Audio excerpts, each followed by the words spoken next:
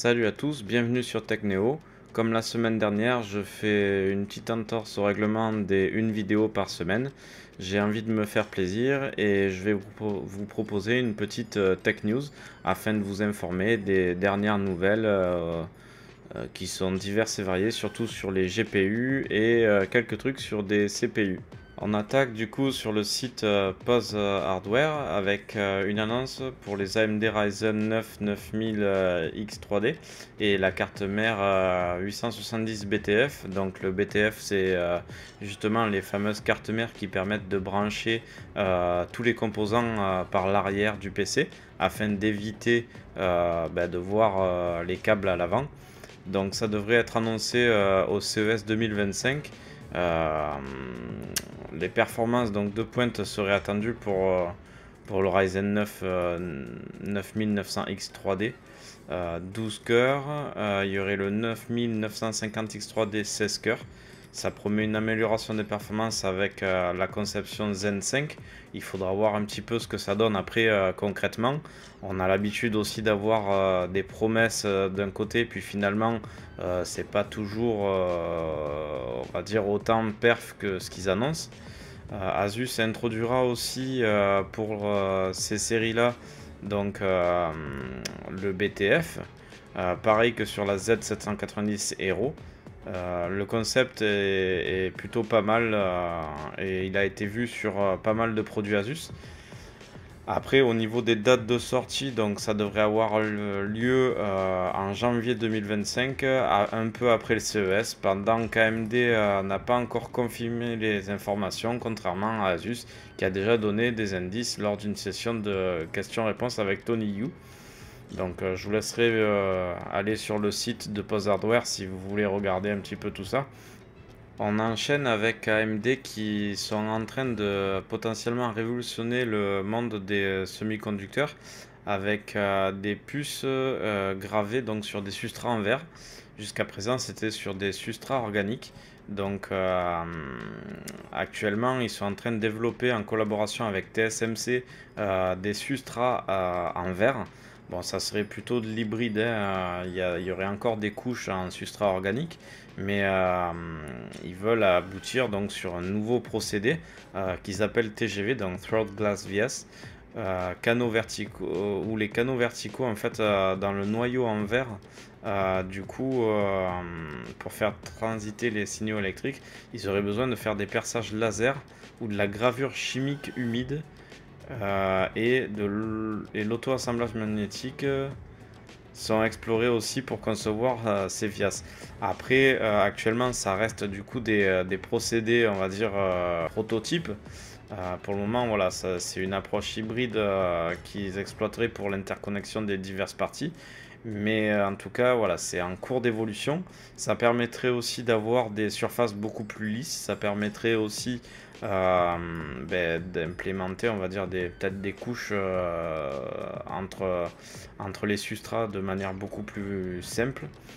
Et ce qui est sûr, c'est qu'en tout cas, avec ce partenariat avec TSMC, AMD est en train de prendre de l'avance sur la modernisation, on va dire, des processeurs et même des puces pour les GPU. Vous avez certainement entendu parler ces derniers temps de problèmes du coup avec AMD et Intel. Pour pallier à ça, Asus par exemple met à jour ses BIOS pour les Intel Core Ultra et AMD Ryzen. Donc pour les séries Ultra 200S et les Ryzen 7000 en particulier, le 9800X3D. Donc, soi-disant, il devait y avoir des gains de performance, mais finalement, c'est plutôt mitigé pour les processeurs Intel. On obtient du coup des latences mémoire accrues. Donc, il y en a certains qui trouvent que c'est encore plus lent qu'avant. Ils ont finalement amélioré la stabilité juste sur un logiciel. Au final, qu'on n'utilise pas tous et je vois pas l'intérêt. Le but, c'est de stabiliser le système complètement. Euh, Après, il y en a qui vont préférer rester sur la version du coup 10D pour pouvoir avoir quelque chose de plus stable qu'avec cette nouvelle version. Du côté d'AMD, pour les séries 7000, cette nouvelle version de BIOS apporte malheureusement des difficultés au démarrage où les PC doivent redémarrer X fois avant d'arriver sur Windows.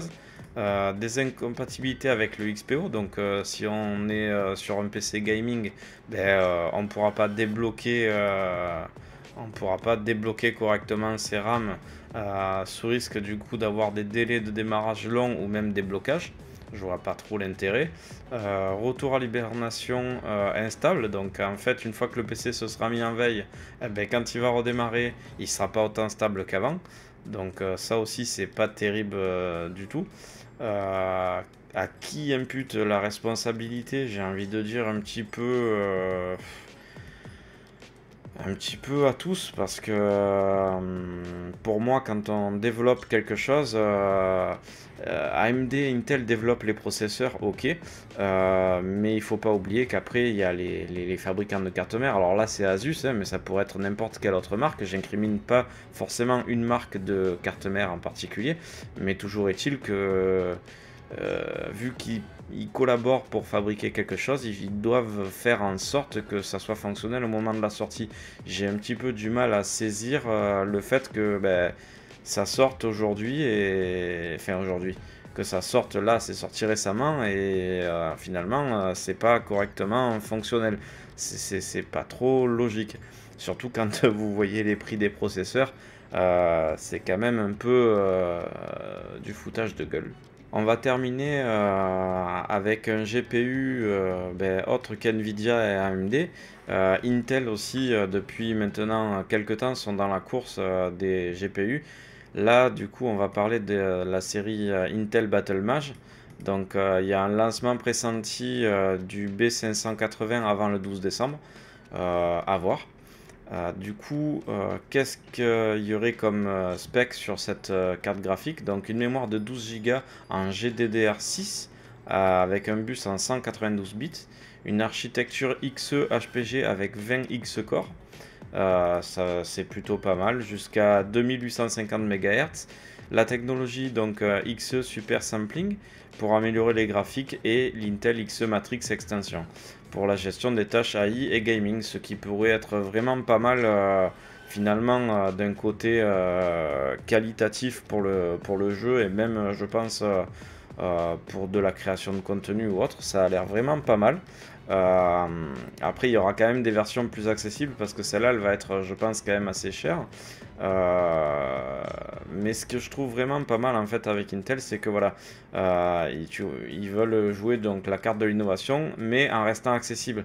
Et les tarifs du coup resteraient peut-être, je dis bien peut-être parce que malheureusement il faut s'attendre à tout, mais ils aimeraient rester sous la barre des 300$ pour la B580.